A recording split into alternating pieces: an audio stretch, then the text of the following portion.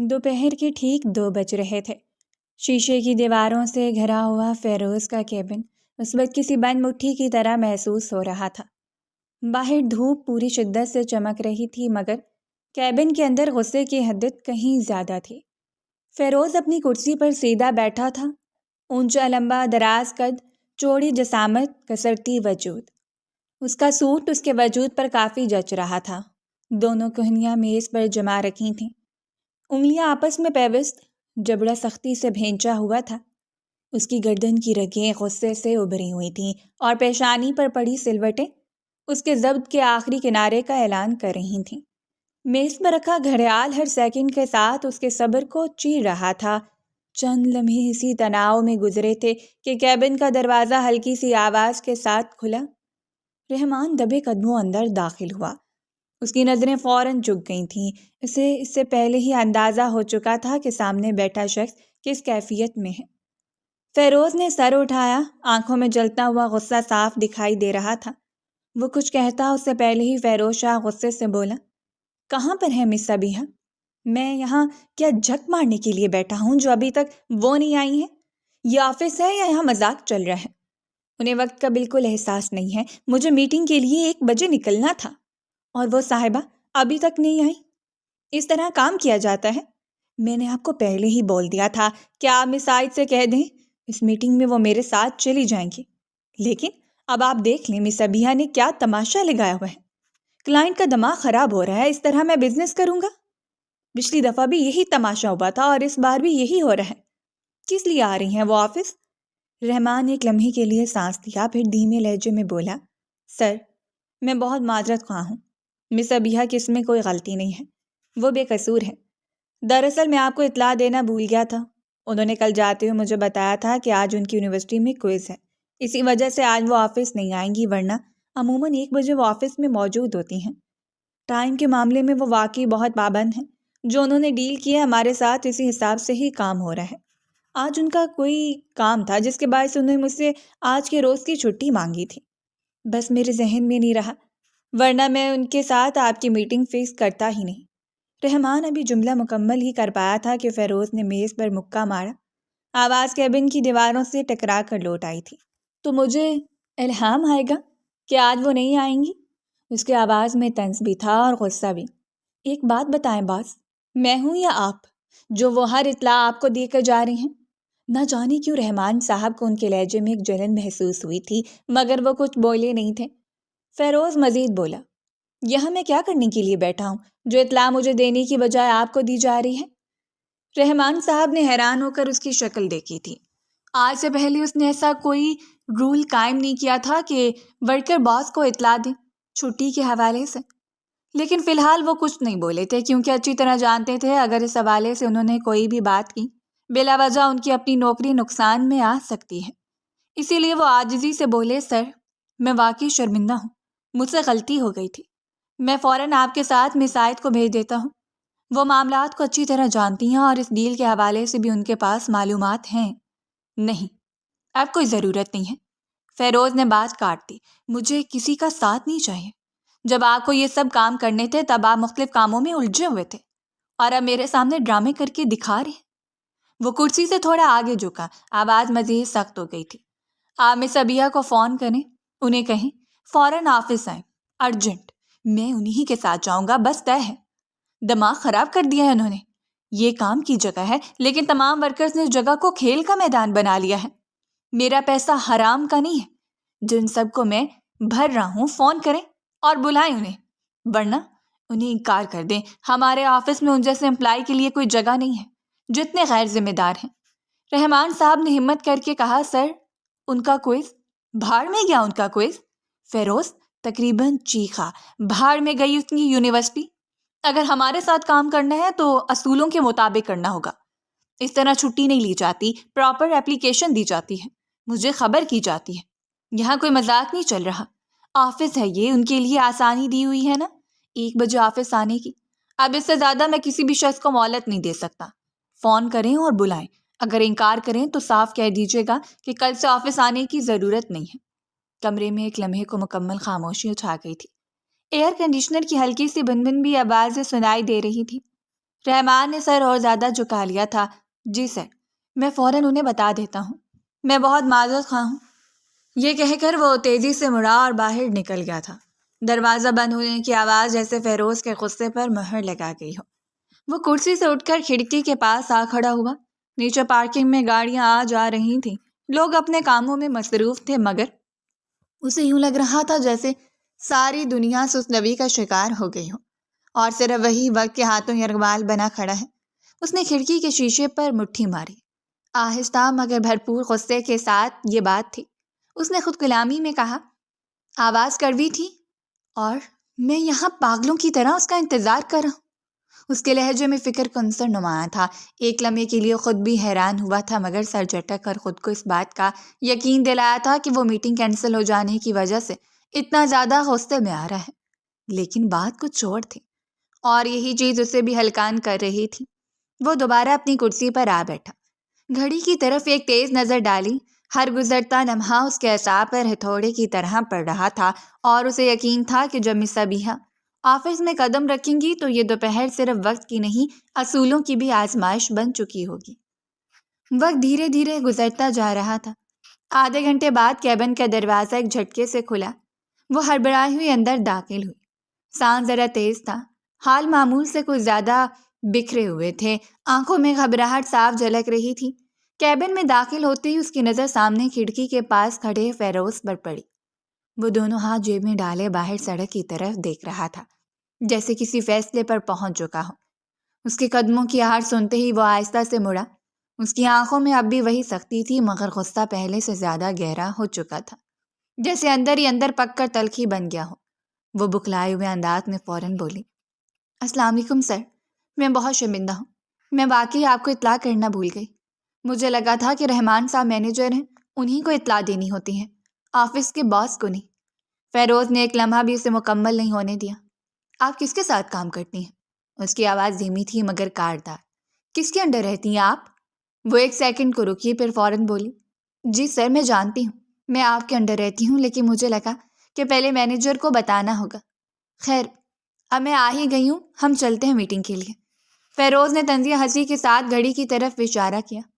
Time دیکھا ہے آپ نے؟ اس کی آنکھیں گھڑی پر جمی تھی۔ دوپہر کے 2:30 بج رہے ہیں، میٹنگ 1 بجے تھی۔ کس منہ کے ساتھ آپ کلائنٹ کے سامنے جائیں گی؟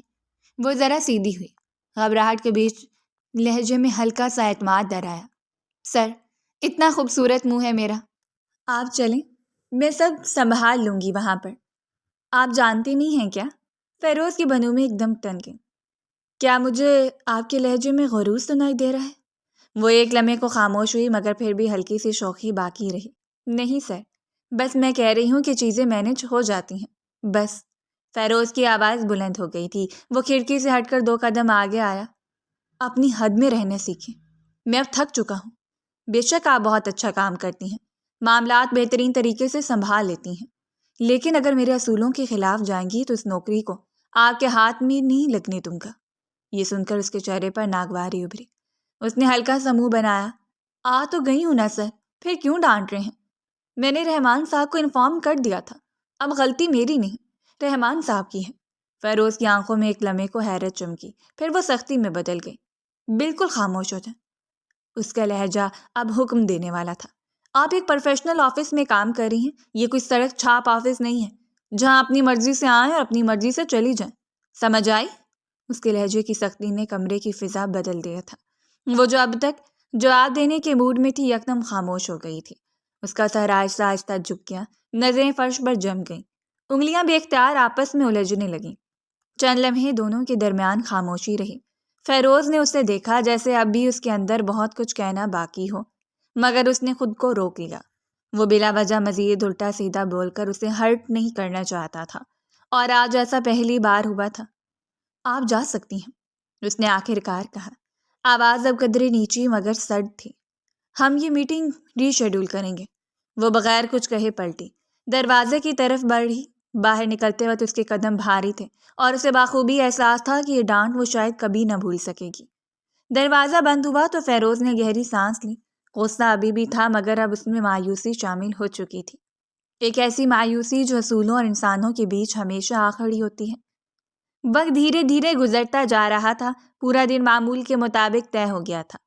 رات کے اندھیرے میں حویلی کا بڑا سا لوہے کا دروازہ کھلا تو وہ تھکی ہوئی مگر تناؤ سے بھری ہوئی اندر داخل ہوئی تھی۔ لان کی بتیاں جل رہی تھیں مگر اس روشنی میں بھی حویلی کی فضا بھاری محسوس ہو رہی تھی، جیسے دیواریں بھی کسی فیصلے کی منتظر ہوں۔ اس نے بیگ کندھے سے اتارا ہی تھا کہ ایک ملازمہ تیزی سے اس کی طرف آئی۔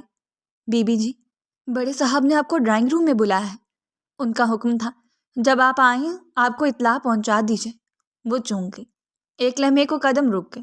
اس وقت اس نے بے اختیار گھڑی پر نظر ڈالی۔ رات کے ٹھیک 10 بج رہے تھے۔ دل میں ہلکی سی کھٹک ہوئی مگر اس نے خود کو سنبھالا اور بغیر کچھ کہے ڈرائنگ روم کی طرف بڑھ گئی تھی۔ اندر داخل ہوتی اس کے قدم پھر ٹھٹک گئے۔ پورا گھر جمع تھا، صوفوں پر بیٹھے چچا تایا، سامنے کرسی پر یعقوب صاحب، ایک طرف سلمہ بیگم، رفت بیگم، دونوں سک چہرہ بنائے بیٹھی تھیں۔ فضا میں خاموشی ایسی تھی جیسے پہلے ہی بہت کچھ طے ہو چکا ہو۔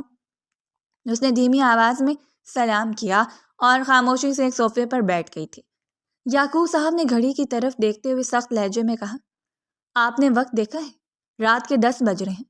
ہمارے گھر کی بیٹیاں مغرب کی اذان سے پہلے پہلے گھر آ جاتی ہیں، اور آپ اب آ رہی ہیں؟ وہ فوراً تڑپ کر بولی، وہ سب کی سب پاگل ہیں جو خود کو روبوٹ سمجھتی ہیں۔ میں روبوٹ نہیں ہوں، میں اپنی زندگی اپنی مرضی سے جینا جانتی ہوں۔ سلمہ بیگم نے فوراً بات سنبھالی، آواز میں طنز واضح تھا۔ ہماری بیٹیاں روبوٹ نہیں، سلیقہ شعار اور اچھے خاندان کی ہیں، بڑوں کی بات مانتی ہیں، تمہاری طرح نہیں جو آدھی رات کو گھر سے باہر آوارہ گردی کرتی ہوں۔ خیر، تمہاری بھی غلطی نہیں ہے، تمہاری ماں بھی ایسی ہی تھی۔ یہ جملہ اس کے دل میں تیر کی طرح لگا تھا۔ وہ سیدھی ہو کر بیٹھی، آنکھوں میں غصہ تیرنے لگا تھا۔ دیکھیں چچی، میں آپ کی بہت عزت کرتی ہوں، لیکن میری امی تک نہیں جائیں، وہ اس دنیا میں نہیں رہیں، پھر بھی آپ کو چین نہیں ہے۔ یعقوب صاحب نے کرسی پر ہاتھ مارا۔ ابیہا، بدتمیزی مت کرو، بیٹھ جاؤ۔ وہ فوراً پلٹی۔ دادا، بدتمیزی میں نہیں کر رہی، آپ کی بہو کر رہی ہیں۔ آپ نے مجھے ذلیل کرنے کے لیے یہاں بلایا ہے نا؟ نہیں، یعقوب صاحب نے گہری سانس لی۔ میں تم سے بات کرنا چاہتا ہوں، پورا خاندان تم سے بات کرنا چاہتا ہے، بیٹھ جاؤ۔ وہ منہ بنا کر واپس صوفے پر بیٹھ گئی تھی۔ یعقوب صاحب نے قدرے نرم مگر فیصلہ کن لہجے میں کہا، ہم نے طے کیا ہے کہ اب ہم تمہاری شادی کریں گے۔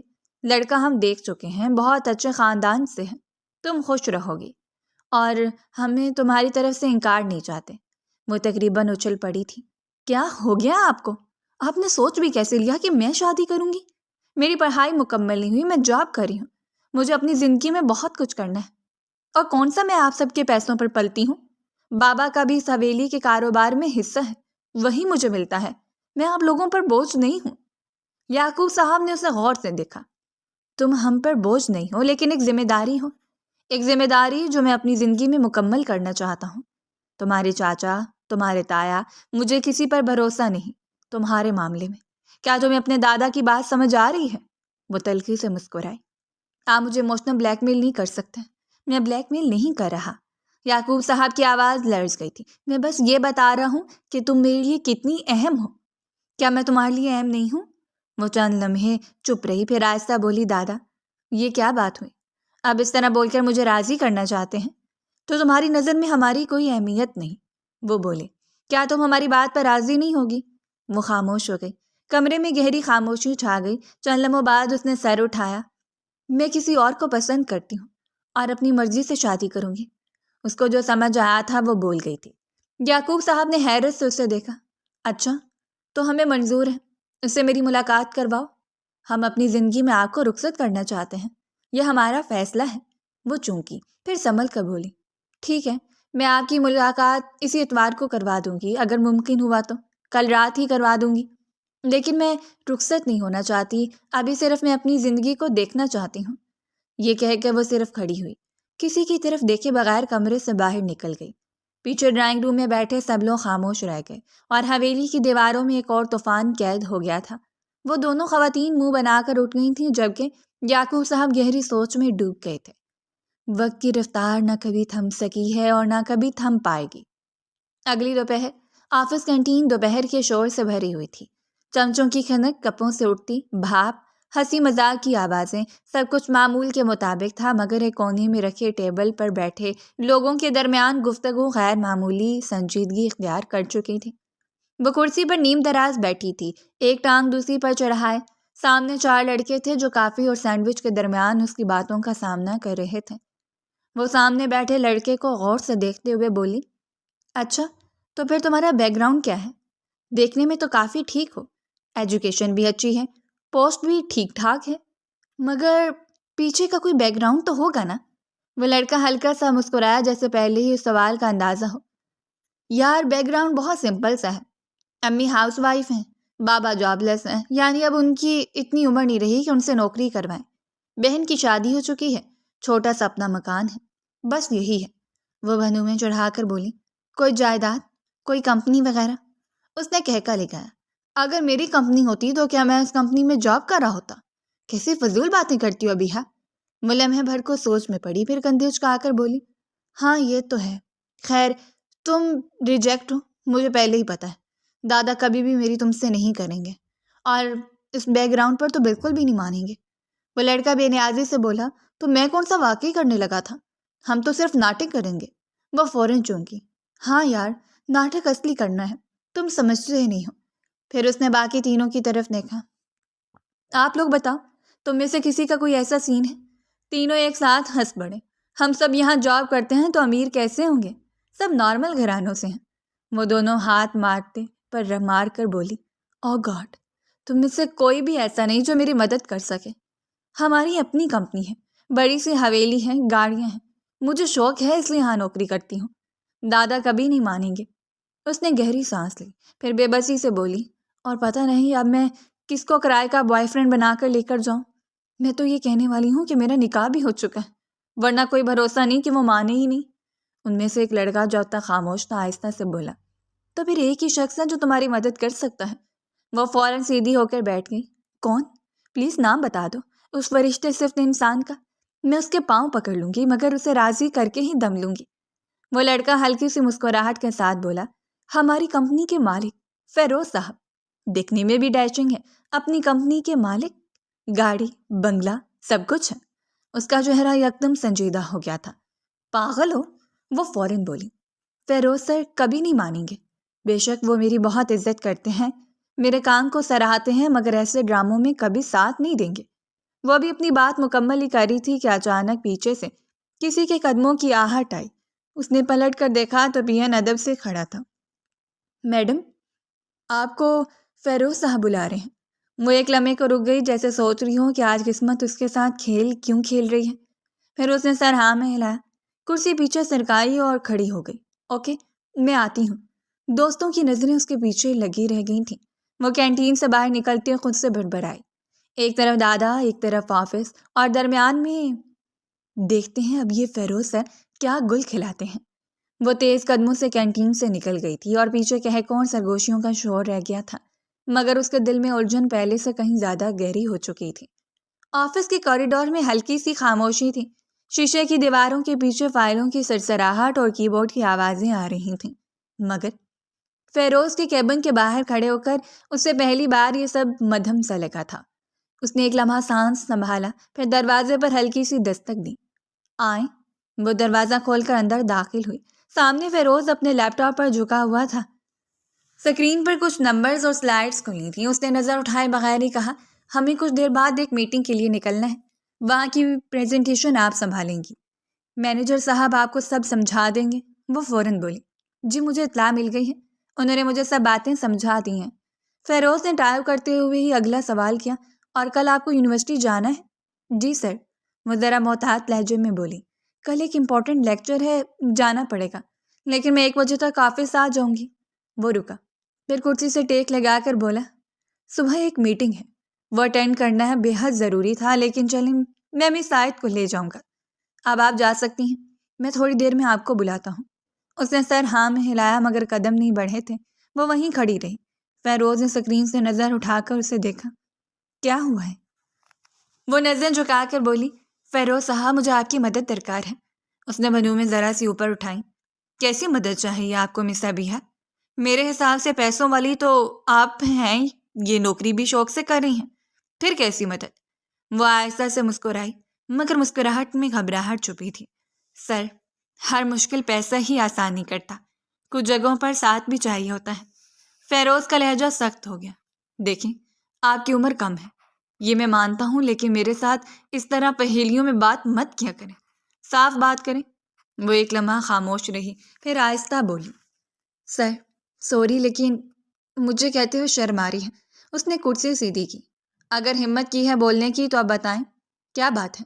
اسے بھی اب تجسس ہونے لگا تھا کہ آخر ایسی کیا بات ہے جسے کہتے ہوئے شرم آ رہی ہے۔ وہ سانس لے کر بولی، سر آپ میرے دادا کو جانتے ہیں؟ وہ مجھ سے بہت پیار کرتے ہیں اور ہمارے خاندان کے سربراہ بھی ہیں گھر میں۔ سچ کہوں تو مجھے کوئی زیادہ پسند نہیں کرتا، کیونکہ میرا مزاج سب سے الگ ہے۔ وہ رکی، پھر تیزی سے بولنے لگی، جیسے الفاظ روکنے مشکل ہو رہے ہوں۔ بات یہ ہے کہ میرے دادا میری شادی کروانا چاہتے ہیں، اور میں نے ان سے جھوٹ بول دیا ہے کہ میں کسی کو پسند کرتی ہوں۔ فیروز کی نظریں اس پر جم گئیں، مگر وہ خاموش رہا۔ اگر میں کسی ایسے ویسے شخص کو اپنے ساتھ لے گئی تو وہ فوراً منع کر دیں گے، اس نے کہا۔ لیکن اگر آپ میرے ساتھ چل لیں، صرف ایک دن کے لیے میرے شوہر ہونے کا ڈرامہ کر لیں، تو سب بہت آسان ہو جائے گا۔ وہ ایک دم بولی، پلیز پلیز، میں آپ سے ریکویسٹ کر رہی ہوں، میں بھی آپ کی کبھی نہ کبھی مدد کر دوں گی، صرف ایک دن کی بات ہے۔ آپ بس شوہر ہونے کا ڈرامہ کر لیں۔ اس کی آواز میں اب گھبراہٹ صاف تھی، ورنہ میرے دادا بھی شادی کسی سے بھی کروا دیں گے، میری پڑھائی، میری جاب، سب ختم ہو جائے گا۔ سر، کمرے میں خاموشی چھا گئی تھی۔ لیپ ٹاپ کی سکرین ابھی بھی روشن تھی، مگر فیروز کی نظریں اس سے ہٹ چکی تھیں۔ وہ کرسی پر پیچھے ٹیک لگا کر سوچ میں ڈوب گیا۔ اس کے سامنے ایک اچھی امپلائی تھی، ایک ایسی لڑکی جو اپنی پڑھائی اور کام دونوں سنبھال رہی تھی، اور اب اس کی زندگی خاندانی فیصلے کے نیچے آ رہی تھی۔ وہ کچھ دیر خاموش رہا، پھر بولا، دیکھیں، یہ ڈرامے بازیاں آپ اپنے پاس ہی رکھیں تو بہتر ہوگا۔ میں ایک الگ مزاج کا انسان ہوں۔ اسے یہ سب ٹھیک نہیں لگا تھا، اس کے دل میں ڈر بیٹھ گیا۔ وہ فوراً بولی، جی سر، میں جانتی ہوں، لیکن اگر ایسا نہ ہوا تو میری پڑھائی چھوٹ جائے گی، میری جاب چلی جائے گی، پلیز سر۔ وہ خاموش رہا۔ خاموشی طویل ہو گئی تھی، پھر اس نے آہستہ سے کہا، ٹھیک ہے۔ وہ چونکی، کیا؟ میں چل لوں گا، اس نے سنجیدگی سے کہا، صرف ایک دن کی بات ہے نا؟ وہ خاموشی سے تقریباً اچھل پڑی۔ تھینک یو سو مچ سر۔ اس کی آنکھوں میں چمک آ گئی۔ زندگی میں کبھی بھی آپ کو میری ضرورت پڑی، میں آپ کی مدد کروں گی۔ وہ اس کے سوال کا جواب دینا مکمل بھول گئی تھی، اس بات سے انجان کہ یہ جواب اس پر کتنا بھاری ہونے والا ہے۔ آج رات؟ اس نے پوچھا۔ جی، وہ فوراً بولی، آج ہی۔ اس نے گھڑی پر نظر ڈالی۔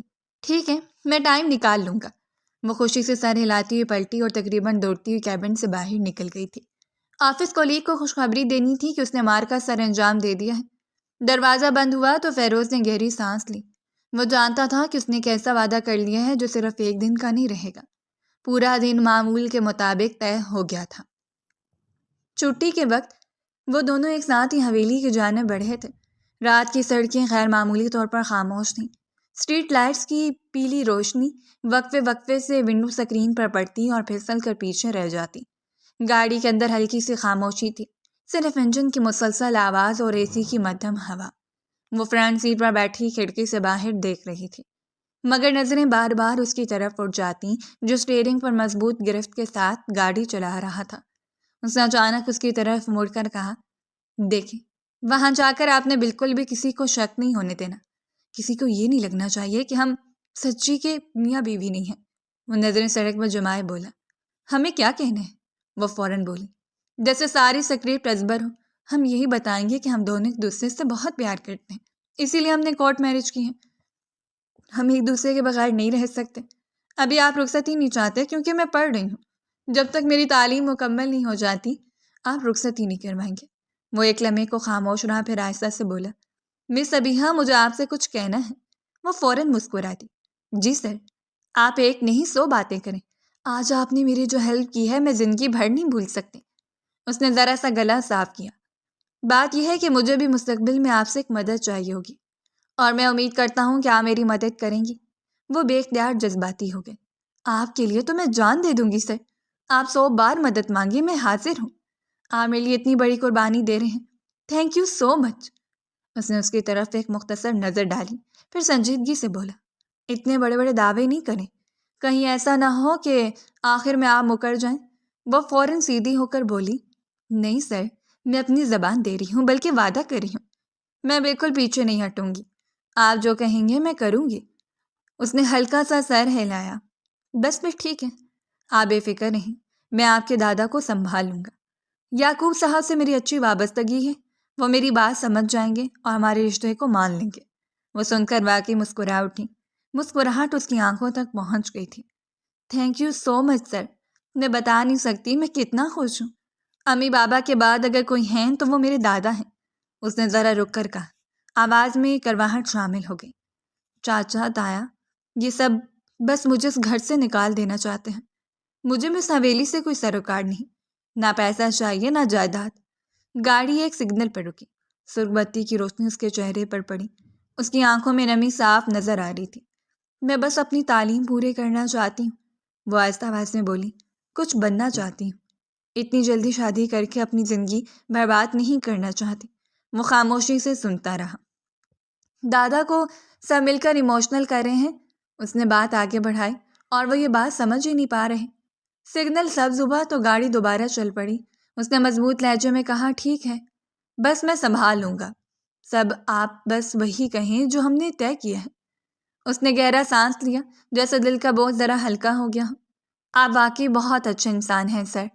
وہ مسکرایا نہیں مگر آواز میں نرمی آ گئی۔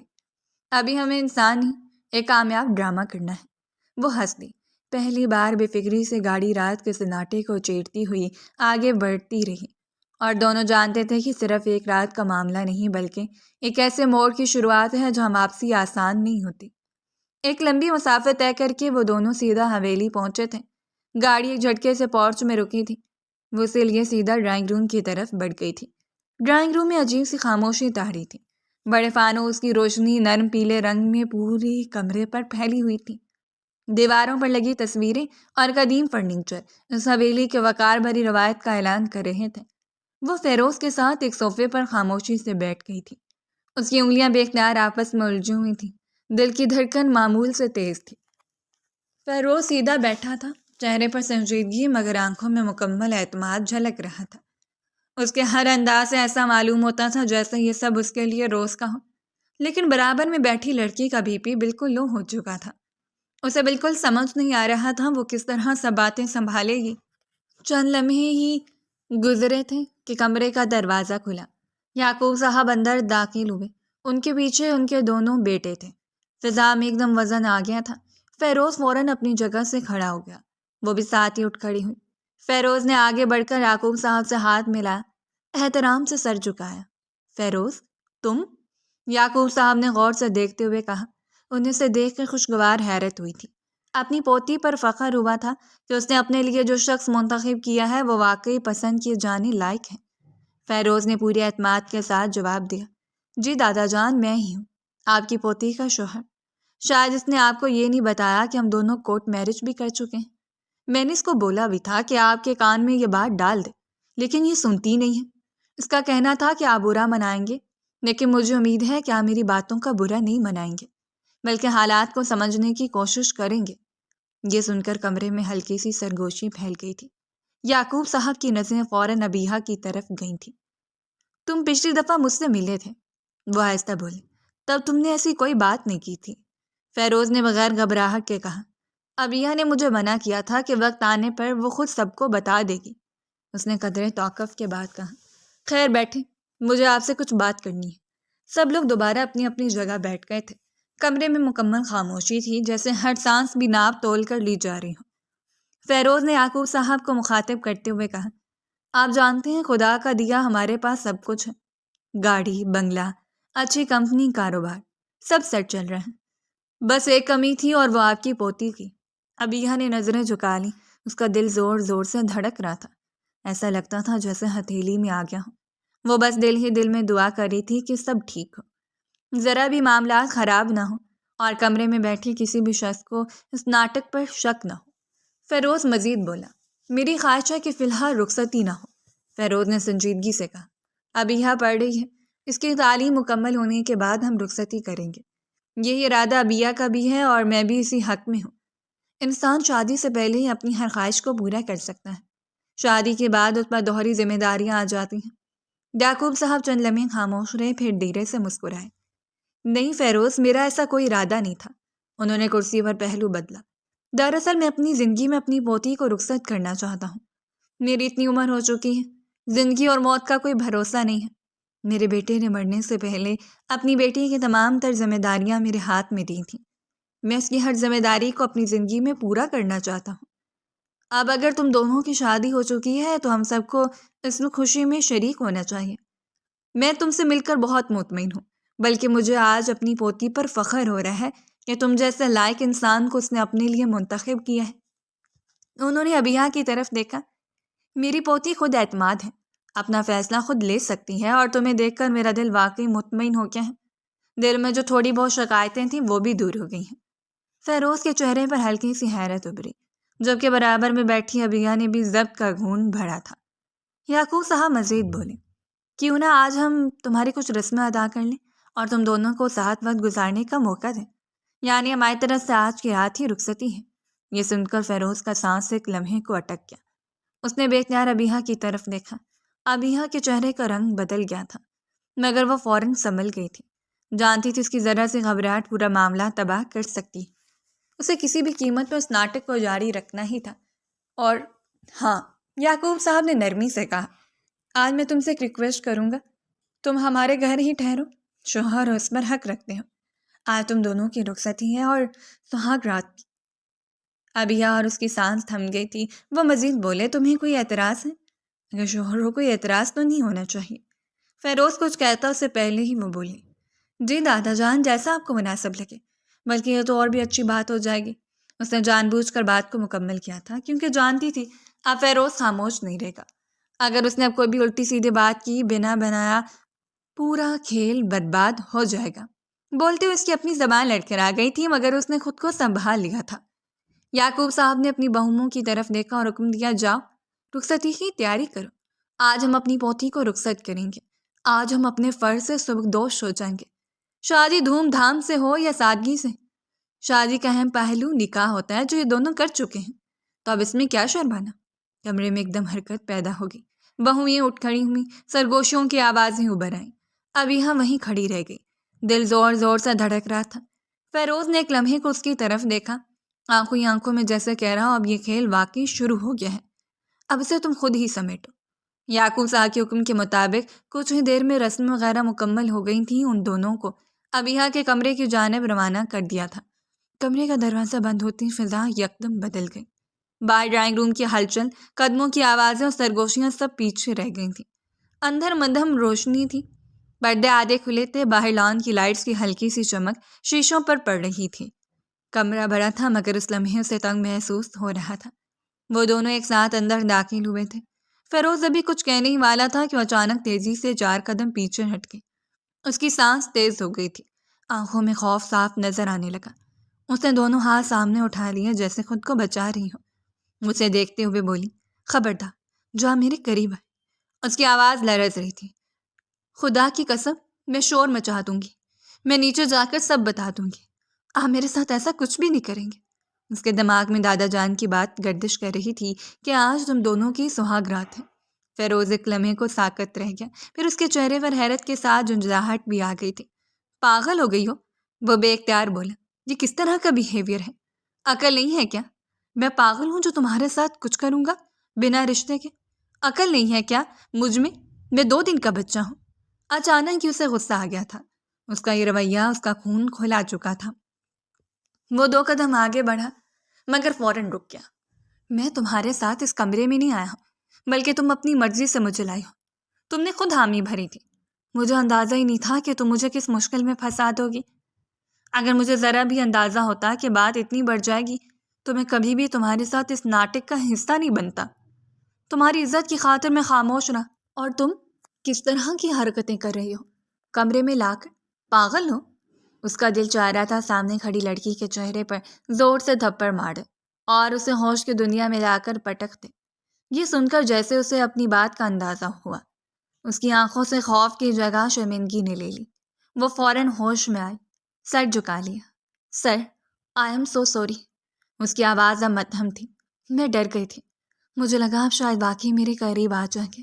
فیروز نے گہری سانس لی جیسے خود کو پرسکون کر رہا ہو۔ اتنی عقل ہے مجھ میں، اس نے قدر نرم لہجے میں کہا۔ ہم مسلمان ہیں، اتنا بڑا گناہ نہ میں کر سکتا ہوں نہ سوچ سکتا ہوں۔ وہ پلنگ کے پاس بڑی کرسی پر بیٹھ گیا۔ خیر ہے، مجھے تم سے بات کرنی ہے۔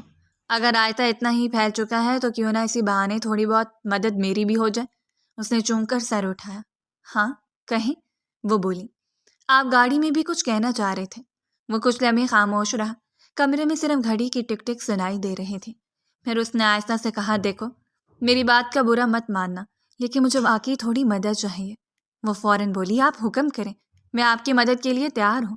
منظم جھکا کر بیٹھا رہا، پھر جیسے فیصلہ کر کے بولا، اصل بات یہ ہے کہ میرے دادا نے مرنے سے پہلے ساری پراپرٹی میرے نام کر دی ہے، لیکن ایک شرط رکھی ہے۔ وہ غور سے سننے لگی۔ 28 سال کی عمر سے پہلے مجھے شادی کرنی ہے۔ اس نے واضح انداز میں کہا، یعنی نکاح ہونا ضروری ہے، تب یہ پوری پراپرٹی میرے نام ہوگی۔ شادی ہو جائے پھر ڈیورس ہو جائے، اس سے کوئی فرق نہیں پڑتا، شرط صرف نکاح کی ہے، وہ ساکت رہ گئی۔ اگر ایسا نہ ہوا، اس نے بات مکمل کی، تو ساری پراپرٹی ٹرسٹ میں چلی جائے گی، اور اب نیچے جتنا رائتہ پھیل چکا ہے اس حساب سے اگر ہم کل نکاح کر لیں تو کوئی غلط بات نہیں ہوگی۔ کمرے میں پھر خاموشی چھا گئی۔ وہ چند لمحے کچھ نہیں بولی۔ اس کے چہرے پر الجھن، حیرت اور سوچ ایک ساتھ نظر آ رہی تھی۔ مجھے کچھ سمجھ نہیں آ رہا، اس نے آہستہ سے کہا۔ یہ بیٹھے بٹھائے کیا مشکل آ گئی ہے؟ اس نے گہرا سانس لیا، لیکن آپ ٹھیک بول رہے ہیں، اب یہ کرنا ضروری لگ رہا ہے۔ اس نے نظر اٹھا کر اسے دیکھا۔ میں تیار ہوں، اس نے مضبوط لہجے میں کہا، آپ کی مدد کے لیے۔ فیروز نے اسے غور سے دیکھا، جیسے اس جواب کا وزن تول رہا ہو، پر اس نے ہلکا سا سر ہلایا۔ ٹھیک ہے، وہ بولا، تو پھر ہم کل اس معاملے کو ختم کر دیتے ہیں۔ وہ پلنگ کے کنارے آپ بیٹھ گئی تھی۔ دل اب بھی تیز دھڑک رہا تھا، مگر خوف کی جگہ ایک عجیب سی سنجیدگی نے لے لی تھی۔ دونوں جانتے تھے کہ یہ فیصلہ محض ایک حل نہیں بلکہ ایک نئی طوفان کی شروعات ہے۔ اگلا دن آفس کی عمارت ہمیشہ کی طرح پرسکون تھی، مگر آج اس کی خاموشی میں ایک عجیب سا بوجھ شامل تھا۔ شیشے کی دیواروں سے چھن کر آتی صبح کی روشنی فیروز کے کیبن میں پھیلی ہوئی تھی۔ بڑے سے کیبن میں لکڑی کے میز، سامنے رکھے فائلوں کے اسٹیک، دیوار پر لگا کمپنی کا لوگو، سب کچھ اپنی جگہ موجود تھا، مگر فضا معمول کی نہیں تھی۔ وہ صوفے پر بیٹھی ہوئی تھی۔ کل کے حساب سے آج سب کچھ بہت تیزی سے ہو گیا تھا۔ صبح دادا جان نے اسے باقاعدہ رخصت کیا تھا۔ نہ زیادہ شور، نہ روایتی ہنگامہ، بس چند لفظ، چند دعائیں اور ایک بھرا ہوا دل۔ اس کے بعد وہ دونوں سیدھا یہاں آ گئے تھے۔ گھر جانے کا سوال ہی نہیں اٹھا، شاید یہی بہتر تھا، کم سے کم دل کو سنبھلنے کا وقت تو مل گیا تھا۔ ساتھ والے صوفے پر مولوی صاحب بیٹھے تھے، سفید داڑھی، اینک ہاتھ میں، رجسٹر اور قلم ان کے چہروں پر پیشہ ورانہ سنجیدگی تھی، جیسے یہ سب ان کے لیے روزمرہ کا کام ہو، مگر اس کمرے میں بیٹھے دو لوگوں کے لیے لمحہ عام نہیں تھا۔ فیروز اپنی کرسی پر اس کے سامنے بیٹھا تھا۔ اس کا انداز سنبھلا ہوا تھا، مگر آنکھوں میں غیر معمولی ٹھہراؤ تھا۔ وہ بار بار نظریں چرا کر کھڑکی کی طرف دیکھتا، پھر واپس اس کی طرف، جیسے اس لمحے کو پوری طرح سمجھنے کی کوشش کر رہا ہو۔ مولوی صاحب نے ہلکا سا کھنکارا اور رجسٹر کھولتے ہوئے بولے، ابیہا ولد نعیم احمد۔ اس کا دل زور سے دھڑکا۔ اپنا نام اس فضا میں کچھ زیادہ ہی واضح محسوس ہوا۔ اس نے سیدھا ہو کر بیٹھنے کی کوشش کی، ہاتھ آپس میں جکڑ لیے۔ آپ کا نکاح فیروز شاہ ولد ریاض شاہ سے کیا جاتا ہے، کیا آپ کو یہ نکاح قبول ہے؟ یہ سوال سادہ تھا، مگر اس کے اندر جیسے ایک شور مچ گیا تھا۔ اس نے نظر اٹھا کر سامنے بیٹھے فیروز شاہ کو دیکھا۔ وہ خاموشی سے اسی کو دیکھ رہا تھا، نہ مسکراہٹ، نہ بے چینی، بس ایک پختہ سنجیدہ نظر، جیسے کہہ رہا ہو کہ فیصلہ تمہارا ہے، میں تیار ہوں۔ اس نے ہلکا سا سر ہلایا، قبول ہے۔ اس کی آواز صاف تھی، حالانکہ دل ابھی تک تیز دھڑک رہا تھا۔ مولوی صاحب نے ایک لمحے کو اسے دیکھا، پھر دوبارہ بولے، ابیہا ولد نعیم احمد، کیا آپ کو یہ نکاح قبول ہے؟ اس بار اس نے بغیر جھجک کے کہا، قبول ہے۔ کمرے میں گھڑی کی ٹک ٹک واضح سنائی دینے لگی۔ فیروز نے کرسی کی پشت سے ٹیک لگائی، جیسے اس کے کندھوں سے کوئی بوجھ آہستہ آہستہ اتر رہا ہو۔ تیسری مرتبہ مولوی صاحب نے رسمی انداز میں سوال دہرایا، ابیہا ولد نعیم احمد، کیا آپ کو یہ نکاح قبول ہے؟ اس نے سیدھا بیٹھ کر کہا، قبول ہے۔ مولوی صاحب نے رجسٹر اس کی طرف بڑھایا، یہاں دستخط کر دیں۔ اس نے قلم تھاما، ہاتھ ہلکا سا کانپا، مگر اس نے خود کو سنبھالا اور دستخط کر دیے۔ سیاہی کاغذ پر پھیل گئی تھی، جیسے اس لمحے کو مستقل کر رہی ہو۔ مولوی صاحب نے رجسٹر واپس اپنی طرف کیا، پھر فیروز کی طرف متوجہ ہوئے۔ فیروز شاہ بلدریاز شاہ، کیا آپ کو یہ نکاح قبول ہے؟ فیروز نے بغیر کسی توقف کے جواب دیا، قبول ہے۔ دوسری اور تیسری بار سوال دہرایا گیا اور تینوں بار اس کی آواز میں ایک ہی ٹھہراؤ تھا، قبول ہے۔ اس نے بھی دستخط کیے۔ قلم رکھتے ہوئے اس کی انگلیاں لمحے بھر کے لیے رکی رہیں، جیسے وہ جانتا ہو کہ یہ محض ایک دستخط نہیں۔ مولوی صاحب نے رجسٹر بند کیا، دعا کے لیے ہاتھ اٹھائے۔ مختصر سی دعا ہوئی، چند الفاظ، چند آمینیں۔ دعا ختم ہوئی تو کمرے میں ایک عجیب سی خاموشی چھا گئی، نہ خوشی کا شور، نہ روایتی مبارکبادوں کی قطار، بس دو لوگ، ایک فیصلہ اور ایک نیا رشتہ جو کاغذ پر تو مکمل ہو چکا تھا مگر دلوں میں ابھی اپنی جگہ بنانے والا تھا۔ فیروز نے آہستہ سے اس کی طرف دیکھا۔ نکاح ہو گیا ہے، اس نے دھیمی آواز میں کہا۔ اس نے سر ہلا دیا، ہاں ہو گیا ہے، اور اسی ایک جملے کے ساتھ آفس کا وہ کیبن ایک قانونی معاہدے کی جگہ سے بدل کر ایک نئی ذمہ داری کا گواہ بن چکا تھا۔ پورا دن معمول کے مطابق طے ہو گیا تھا۔ رات کا وقت آفس کی عمارت پر اتر آیا تھا۔ فلور پر پھیلی روشنی مدھم ہو چکی تھی۔ زیادہ تر کیبن بند تھے، کہیں کہیں کمپیوٹر سکرینوں کی نیلی روشنی باقی تھی۔ اس نے اپنے دوپٹے کو سنبھالا، گہری سانس لی اور ہلکی سی دستک دے کر اس کے کیبن میں داخل ہوئی۔ وہ اپنی کرسی پر بیٹھا تھا، لیپ ٹاپ سکرین پر نظریں جمائے، ایک ہاتھ ماؤس پر، دوسرا فائل کے کونے پر رکھا ہوا تھا۔ ٹائی ڈھیلی ہو چکی تھی، کوٹ کرسی کی پشت میں لٹکا تھا۔ اس نے سر اٹھا کر دیکھا، لمحہ بھر کو چونکا، پھر خود کو سنبھال لیا۔ آ جاؤ، اس نے مختصر سا کہا اور دوبارہ سکرین کی طرف متوجہ ہو گیا تھا۔ وہ چند قدم آگے بڑھی، پھر رک گئی۔ آواز میں ہلکی سی جھجک تھی۔ اب کیا کرنا ہے؟ میں کہاں جاؤں گی آپ کے ساتھ؟ آپ کے گھر یا حویلی؟ اس نے کرسی پر ذرا سا پیچھے ہو کر ٹیک لگائی، گھڑی پر نظر ڈالی۔ 10 منٹ رک جاؤ، یہ کام ختم کر لوں، پھر بات کرتے ہیں۔ اس نے خاموشی سے سر ہلا دیا اور سامنے رکھی کرسی پر ایک طرف ہو کر بیٹھ گئی تھی۔ کیبن میں گھڑی کی سوئیاں چلتی رہیں، کی بورڈ کی ہلکی ہلکی آواز آتی رہی۔ وہ کبھی اس کی طرف دیکھتی، کبھی فرش پر نظریں جما لیتی۔ دل میں سوالات کا ہجوم تھا مگر زبان بند تھی۔ تقریباً 10 منٹ بعد اس نے لیپ ٹاپ بند کیا، فائل ایک طرف رکھی اور اسے غور سے دیکھا۔ ہاں بولو، کیا کرنا ہے؟ وہ سیدھی ہو کر بیٹھی۔ میں کیا بولوں، آپ بتائیں، اب ہم کس موڑ پر چلیں جس سے میری بھی مدد ہو جائے اور آپ کی بھی؟ وہ چند لمحے خاموش رہا، جیسے الفاظ تول رہا، پھر آہستہ سے بولا، فی الحال تمہاری حویلی نہیں جا سکتے، تمہارے دادا تمہیں صبح رخصت کر چکے ہیں، ان کے حساب سے تم اس وقت میرے گھر ہو، اس لیے ابھی ہم میرے بنگلے پر چلیں گے، اور ہوسو تمہیں میری طرف سے کوئی پریشانی نہیں ہوگی۔ اس نے ہونٹ بھینچ لیے۔ میرا سامان حویلی میں ہی ہے، کل مجھے لانا ہوگا۔ اس کے لہجے میں فوراً اعتماد آ گیا۔ اس کی فکر مت کرو، تمہارا سارا سامان میرے گھر پہنچ گیا ہے، میرا ڈرائیور جا چکا تھا، تمہارے دادا نے خود تمہارا سامان بھجوا دیا ہے۔ وہ چونک گئی، آنکھوں میں سوال ابھر آئے۔ آپ کی کیا یعقوب صاحب سے کوئی بات چیت چل رہی ہے؟ جتنی خوش دلی سے آپ دونوں ملے تھے، پھر اچانک آپ کو میرے کمرے میں بھی بھیج دیا گیا، آدھی رات کو آپ میرے گھر سے چلے بھی گئے، کسی کو کچھ پتہ بھی نہیں چلا۔ مجھے کچھ کہانی ٹھیک نہیں لگ رہی۔ اس نے مشکوک نظروں سے اپنے شوہر کو دیکھا تھا۔ یہ کہتے ہوئے اس کی آواز میں ہلکی سی کپکپاہٹ تھی مگر نظریں سیدھی تھیں۔ وہ لمحے بھر کے لیے گڑبڑا گیا، کرسی پر پہلو بدلا، انگلی سے میز پر ہلکی سی ضرب لگائی۔ نہیں، ایسی کوئی بات نہیں، تمہیں شاید وہم ہو رہا ہے۔ اس نے اس کی آنکھوں میں دیکھا، جیسے سچ ڈھونڈ رہی ہو۔ وہم؟ اس نے دھیرے سے کہا، مگر سوال مکمل نہیں کر سکی۔ وہ فوراً کھڑا ہو گیا، بات ختم کرنے کے انداز میں۔ خیر چلو، دیر ہو رہی ہے۔ یہ کہہ کر وہ کیبن سے باہر نکل گیا۔ اس کے قدموں کی آواز کوریڈور میں گونجتی ہوئی دور ہوتی چلی گئی تھی۔ وہ اپنی جگہ بیٹھی رہ گئی، چند لمحے یوں ہی، پھر آہستہ سے اٹھی اور دروازے کی طرف بڑھی۔ کیبن سے نکلتے اس نے اس کی پشت کو دیکھا، سیدھی مضبوط مگر اس رات کچھ زیادہ ہی رازدار۔ اس کے دل میں ایک انجانی سی کھٹک نے جگہ بنا لی تھی۔ اسے صاف محسوس ہو رہا تھا کہ بات صرف اتنی نہیں جتنی اسے بتائی جا رہی ہے، اور یہی احساس اس خاموش رات میں اس کے ساتھ باہر نکل آیا۔ رات کی خاموشی بنگلے کے بڑے کمرے میں پھیلی ہوئی تھی۔ باہر ہلکی ہوا چل رہی تھی، پردے ہلکی ہلکی جنبش میں آ رہے تھے اور باقی لائٹس کی نرم چمک روز شیشوں سے اندر آ رہی تھی۔ وہ کمرے میں داخل ہوئی، قدم آہستہ آہستہ رکھتی ہوئی، دل دھڑک رہا تھا۔ فیروز اپنی کرسی پر بیٹھا تھا، میز پر رکھے لیپ ٹاپ اور کچھ فائلوں کے درمیان، مگر نظریں کہیں دور کی طرف ٹکی ہوئی تھیں۔ وہ چند لمحے کے لیے کمرے کو دیکھتی رہی، پھر بولی، آپ کا کمرہ بہت خوبصورت ہے، لیکن ہم دونوں ایک ساتھ تو نہیں رہیں گے نا؟ آپ دوسرے کمرے میں رہیں گے نا؟ فیروز نے کچھ نہیں کہا، بس آہستہ سے سر ہلایا، لیکن پھر اچانک اس کے قریب آیا۔ وہ چونک کر پیچھے ہٹی، مگر اس نے اس کے ہاتھ تھام لیے۔ میں تم سے کچھ کہنا چاہتا ہوں۔ اس نے حیرت سے اسے دیکھا، الفاظ حلق میں اٹکے ہوئے تھے۔ وہ اسے لیے صوفے پر بیٹھ گیا اور دونوں کے درمیان خاموشی چھا گئی تھی۔ کچھ لمحے ہوا کے نرم جھونکے کے ساتھ کمرے میں گھل گئے۔ صرف گھڑی کے ٹک ٹک اور دور سے آنے والی گاڑیوں کی ہلکی آواز سنائی دے رہی تھی۔ پھر فیروز نے آہستہ سے کہا، تمہارے دادا نے کہا تھا کہ حقیقت کو چھپانا ہے، لیکن میں تم سے جھوٹ نہیں بول سکتا۔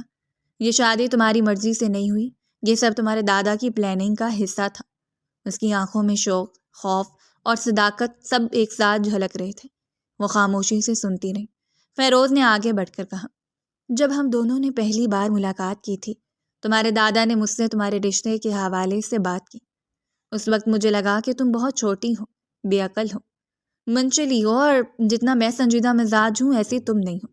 لیکن جب میں نے تمہارے ساتھ کام کیا، مجھے تمہاری عادت ہونے لگی، تم اچھی لگنے لگی، اتنی اچھی کہ جو تم سے محبت ہو گئی۔ اس نے سر جھکایا اور آنکھوں میں شرمندگی کی چھاپ چھوڑ دی۔ میں خود تمہارے دادا کے در پر گیا، تمہارے لیے ہاتھ مانگا۔ تب انہوں نے کہا کہ میں اپنی پوتی سے پوچھوں گا، لیکن جب انہوں نے پوچھا تو تم نے پسند ظاہر کر دی۔ میں بہت بری طرح ڈر گیا تھا جب تمہارے دادا نے مجھے فون کر کے بتایا کہ تم کسی کو پسند کرتی ہو، لیکن پھر معلوم ہوا کہ تمہاری زندگی میں کوئی نہیں ہے، تم خود کسی ایسے شخص کو ڈھونڈ رہی ہو جو تمہاری مدد کرے۔ تب میں نے ہاں بولی تھی۔ نکاح کا آئیڈیا بھی تمہارے دادا کا تھا، وہ رات کمرے میں بھیجنے کا آئیڈیا بھی تھا، اور آدھی رات کو نکالنے کا بھی انہی کا تھا۔ میں شرمندہ ہوں، شاید تمہیں برا لگ رہا ہو، لیکن یہ سب ایک پلاننگ کا حصہ تھا جو تم نے خود بھی بنایا، اور ہم سب اس میں شامل ہو گئے، ورنہ کوئی بھی شخص اتنی آسانی سے نکاح نہیں کرتا۔ وہ خاموش رہی، مگر نظریں جھکی ہوئی تھیں۔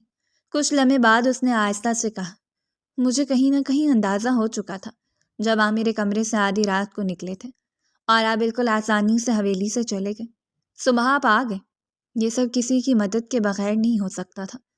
مجھے کچھ وقت چاہیے، میں بھی مینٹلی اس چیز کے لیے اسٹیبل نہیں ہوں۔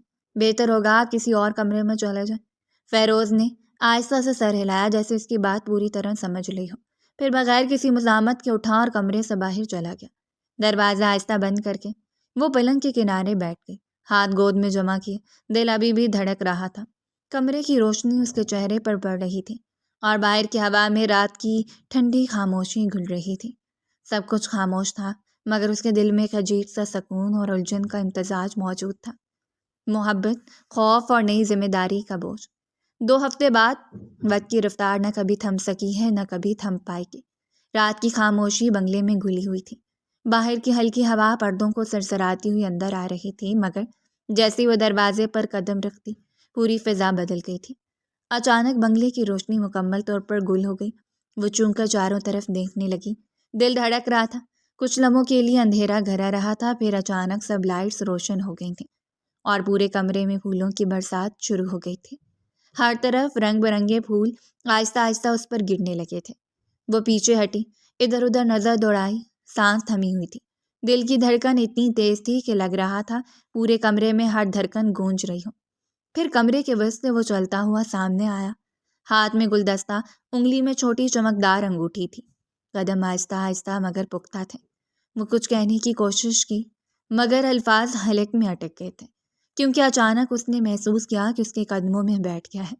اس کی آنکھوں میں سنجیدگی، ہونٹوں پر نرم مسکراہٹ، اور ہاتھ میں انگوٹھی تھی۔ وہ اس کی طرف بڑھتے ہوئے بولا، کیا تم مجھ سے شادی کرو گی؟ کیا تم میری محبت بنو گی؟ میں تمہیں دنیا بھر کی خوشی دوں گا، تمہیں ہمیشہ سر آنکھوں پر بٹھاؤں گا، کیا تم مجھے قبول کرو گی؟ اس کی آنکھوں میں آنسو آ گئے تھے، دل میں ایک عجیب سا سکون اور خوف ایک ساتھ جھلک رہا تھا۔ اس نے کبھی سوچا بھی نہیں تھا کہ زندگی اچانک اتنی بدل جائے گی، اور ایک شخص جو کبھی اجنبی تھا اتنی محبت کے ساتھ اس کے سامنے کھڑا ہوگا۔ وہ بے اختیار سر ہلا کر بولی، ہاں میں راضی ہوں۔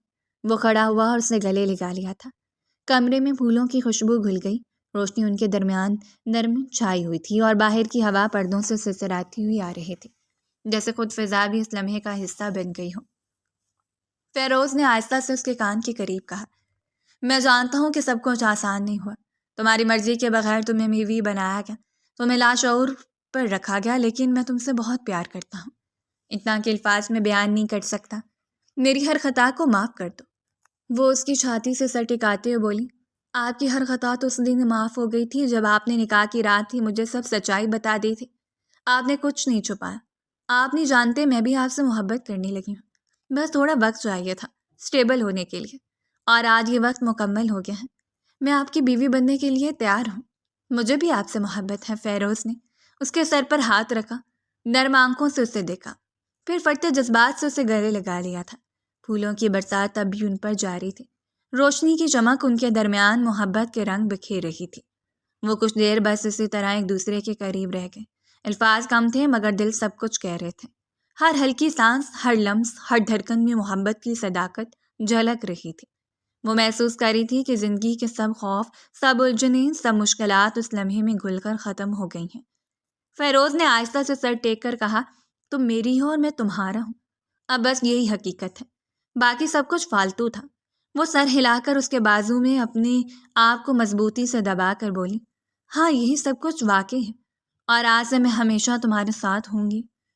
رات کی خاموشی، پھولوں کی خوشبو، روشنی کی نرم چمک اور ان کے درمیان محبت کے لمحے ایک مکمل ایموشنل اور خوشگوار اختتام لے آئے، جس میں خوف، محبت اور سکون سب ایک ساتھ موجود تھے۔